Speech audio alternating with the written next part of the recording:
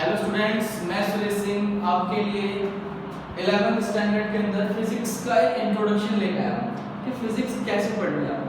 तो फिजिक्स पढ़ने का एक तरीका है।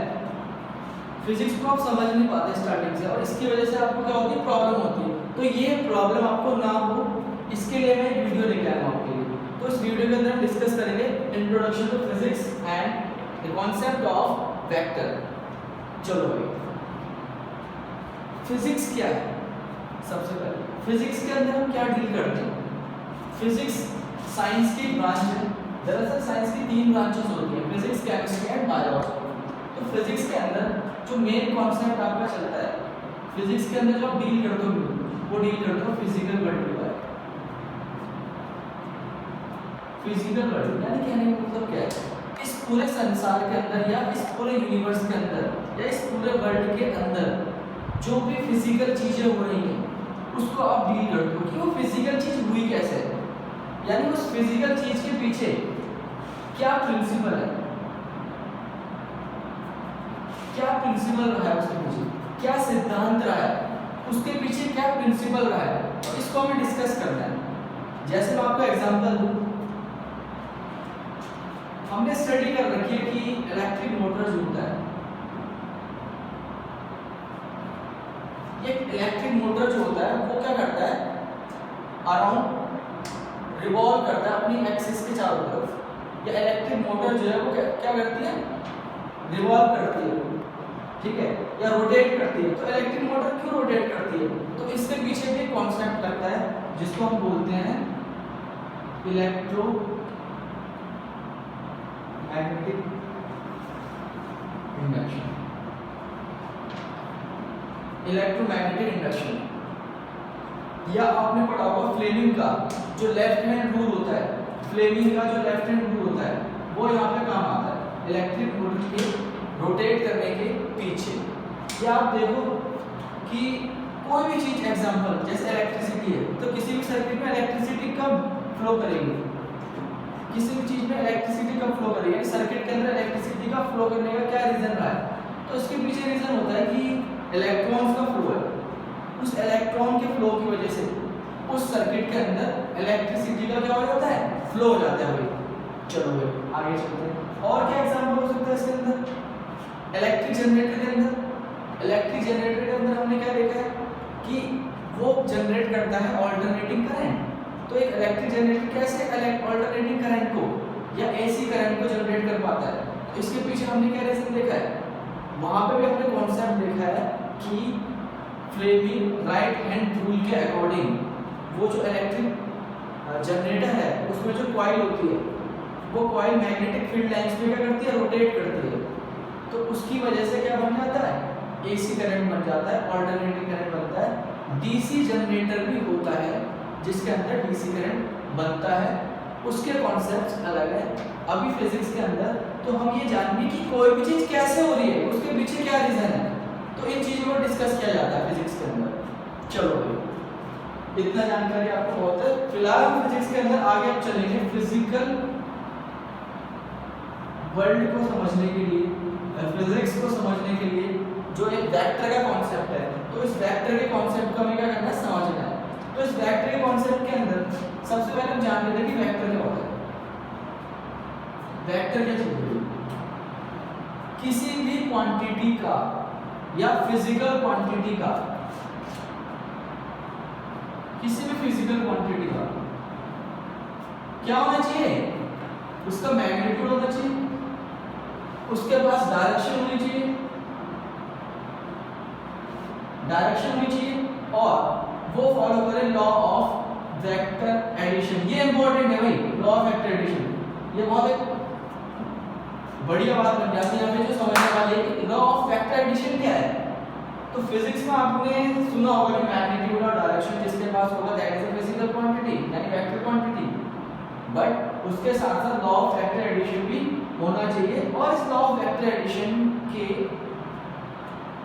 अंदर 2 कॉन्सेप्ट आते हैं, वो क्या है, ट्रायंगुलर लॉ और पैरेललोग्राम लॉ।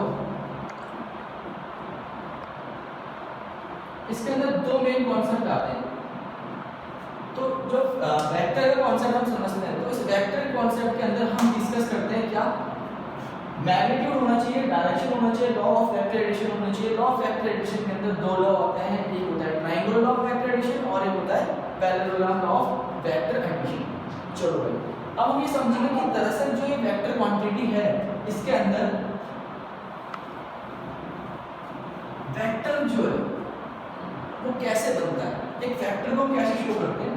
वेक्टर का एक सिंबल होता है, सिंपल, ये इसका टेल होगा और इसका हेड होगा, यानी एरो बनाना है वेक्टर के लिए। डायरेक्शन, तो डायरेक्शन किससे देंगे, एरो से देते हैं डायरेक्शन। चलो भाई, इसके अंदर हम देखेंगे टाइप्स ऑफ वेक्टर।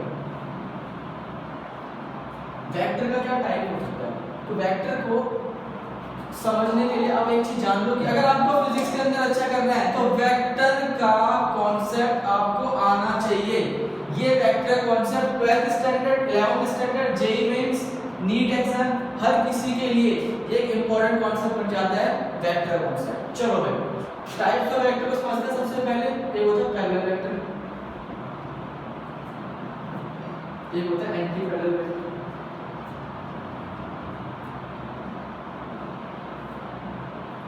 एक होता है कोलिनियर वेक्टर, एक होता है collinear vector.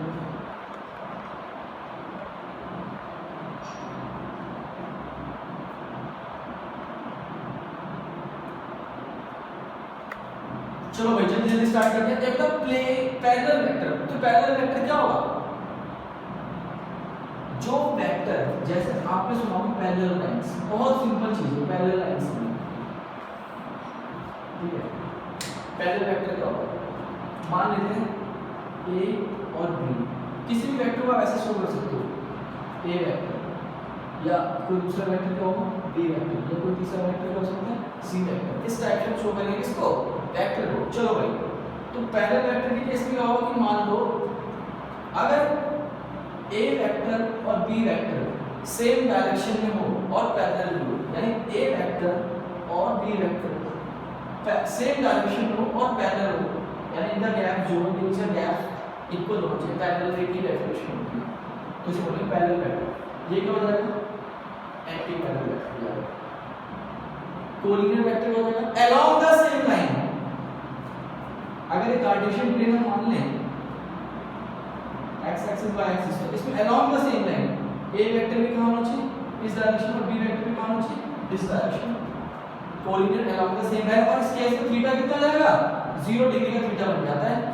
But coplanar vector case में क्या होता है, ये इंपॉर्टेंट कॉन्सेप्ट है। कोप्लेनर वेक्टर क्या, मैं आपको यहां समझाता हूं।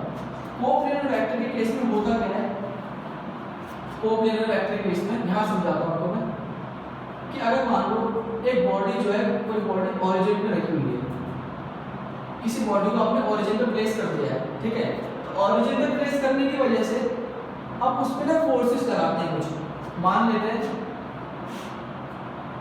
F1 force, F2 force, F3 force, तो हमने ना ये फोर्सेस लगाए। तो वेक्टर क्वांटिटी का फोर्स भी क्या होता है, वेक्टर क्वांटिटी फोर्स का फॉर्मूला आपने क्या पढ़ रखा है भाई, मास इनटू एक्सीलरेशन पढ़ रखा है। आपकी जानकारी के लिए एक और चीज बताऊं कि फोर्स का फॉर्मूला एक और होता है dp बाय dt। p क्या होता है यहाँ पे, लीनियर मोमेंटम, और मोमेंटम का फॉर्मूला क्या लिख सकते हो, p का मास इनटू वेलोसिटी। तो ये चीजें सारी डिस्कस करने वाली है, ठीक है। अगर जिसको कॉन्सेप्ट लगाना आ जाए तो p को अगर m यहाँ पे रखते हैं mv, तो उससे ही ये फॉर्मूला डिराइव हो जाता है। चलो भाई आगे चलते हैं। अगर मान लो अब यहाँ पे क्या है, मैं आपको समझाता हूँ कोप्लेनर। तो कोप्लेनर वेक्टर के केस में क्या है, ये एक प्लेन के अलोंग लग रहा है, एक्स वाई प्लेन, ठीक है। अभी तक आपने सुना होगा कि दो ही एक्सिस होती थी फिजिक्स में, up to 10th standard, x axis y axis. But axis जो है वो एक्स एक्सिस, वाई एक्सिस, और एक एक्सिस और आ जाएगी जेड एक्सिस, जिसे बोलते हैं 3D, x axis, y axis और जेड एक्सिस।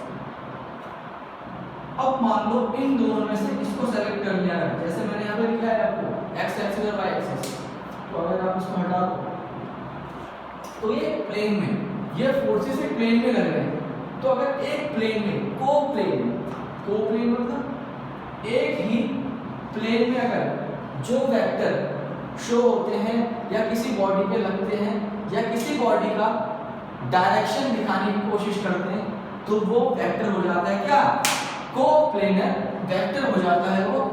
अब इस कोप्लेनर वेक्टर के अंदर बहुत सारे कॉन्सेप्ट और है, जैसे इसके अंदर मैंने आपको बताया कि ट्रायंगुलर ऑफ एक्टेशन, पैरेलल ऑफ एक्टेशन, ये भी हमने भी जानना है। और फिजिक्स में इंट्रोडक्शन क्लास का हम यहीं तक डिस्कस करते हैं।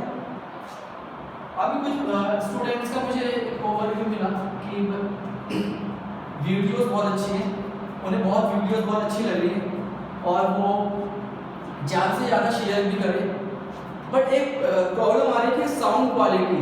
तो साउंड क्वालिटी के लिए मैंने आपको एक सिंपल सा डिस्कशन आपको बताना चाहूँ यहाँ पे कि आप ईयरफोन्स यूज़ कर लीजिए तो साउंड क्वालिटी आपकी बहुत अच्छी हो जाएगी। ठीक है, थैंक यू फॉर वॉचिंग।